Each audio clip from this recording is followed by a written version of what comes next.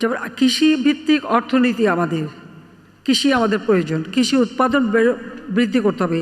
96 সালে সরকার এসেই আমি তার উপর গবেষণার উপরে গুরুত্ব দেই, আলাদা বাজেট রাখি এবং সেইভাবে প্রণোদনা দিই এবং সেই গবেষণার মাধ্যমে সেই সময় প্রথম দেশকে খাদ্যের স্বয়ংসম্পূর্ণ করি। 40 লক্ষ মেট্রিক টন খাদ্য ঘাটতি পূরণ করে খাদ্যের স্বয়ংসম্পূর্ণতা অর্জন করেছিলাম। 2009 সরকার গঠন করে দেখি আবার 26 লক্ষ মেট্রিক টন খাদ্য ঘাটতি। এখানে নীতির ব্যাপারে কিন্তু একটা প্রশ্ন রয়েছে, কারণ যেই দিন আমি পার্লামেন্টে ঘোষণা দিয়েছিলাম যে আজকে থেকে বাংলাদেশ খাদ্যের স্বয়ংসম্পূর্ণ, তখন বিএনপি বিরোধী দলে খালেদা জিয়া বসেছিলেন, তার সাবেক অর্থমন্ত্রী সাইফুর রহমান সাহেব উঠে দাঁড়িয়ে বললেন, স্বয়ংসম্পূর্ণ হওয়া ভালো না, খাদ্যের স্বয়ংসম্পূর্ণ হলে খাদ্য সাহায্য পাওয়া যাবে না।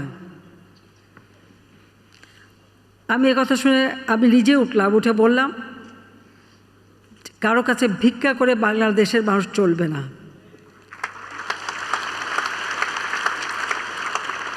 জাতির পিতা বঙ্গবন্ধু শেখ মুজিব বলেছেন, ভিক্ষুক জাতির কোনো ইজ্জত থাকে না, আমরা সম্মান নিয়ে চলতে চাই। আর তিনি তো যুদ্ধবিধ্বস্ত দেশ যখন গড়ে তোলেন তখন তো বলেইছিলেন যে আমার মাটি আছে, মানুষ আছে, এই সোনার মাটি আর সোনার মানুষ দিয়েই তো আমার যুদ্ধবিধ্বস্ত দেশ আমি গড়ে তুলব। অনেক বিদেশি সংস্থা, অনেক সাংবাদিক এই প্রশ্নটা তাকে করত এবং তিনি সবসময় এই উত্তরই দিতেন। তা আমি বিশ্বাস করি যে মানুষের কর্মক্ষমতা, মানুষের উদ্যম, মানুষকে যদি আমরা কাজে লাগাতে পারি, তাই সোনার মানুষগুলিই তো উপযুক্ত হবে এবং আমাদের সোনার বাংলা গড়ে তুলবেন। এবং আজকে আমরা কিন্তু অনেক দূর এগিয়ে গেছি, অন্তত এই 15 বছরে বাংলাদেশ অনেক এগিয়ে গেছে। তবে এই ক্ষেত্রে আমি মনে করি যে আমাদের এবং কৃষি যান্ত্রিকীকরণের কথাটাও কিন্তু জাতিপিতা বঙ্গবন্ধুই শুরু করেছেন এবং সেটাও তিনি বলেছেন।